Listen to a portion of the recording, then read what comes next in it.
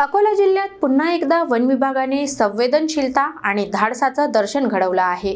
माझोड गावात 30 फूट खोल विहिरीत पडलेल्या मोठ्या नीलगाईला तब्बल 3 तासांच्या रेस्क्यू मोहिमेनंतर सुरक्षित बाहेर काढण्यात वन विभागाला यश आलं।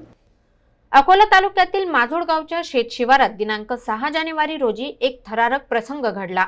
शेतकरी खंडारे यांच्या तब्बल 30 फूट खोल विहिरीत एक मोठा नर नीलगाय पडला। अंदाजे 300 किलो वजनाच्या या नीलगाईमुळे परिसरात एकच खळबळ उडाली। घटनेची माहिती मिळताच अकोला वन विभाग तात्काळ घटनास्थळी दाखल झाला। वन परिक्षेत्र अधिकारी विश्वास थोरात आणि वनपाल गजानन गायकवाड यांच्या मार्गदर्शनाखाली रेस्क्यू पथकाने अत्यंत कौशल्याने मोहीम हाती घेतली।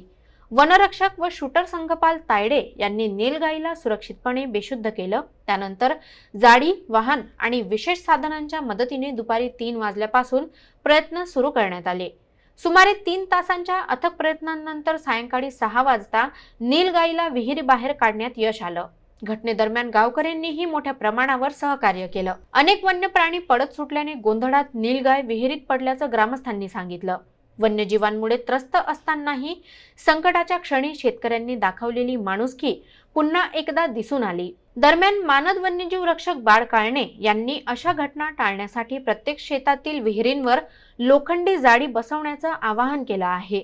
शासनाच्या योजनांमधून जाळीची सुविधा देण्याची मागणीही त्यांनी केली आहे। या रेस्क्यूमुळे नीलगाईला नवजीवन मिळालं असून वन विभागाच्या तत्परतेचं सर्वत्र कौतुक होत आहे।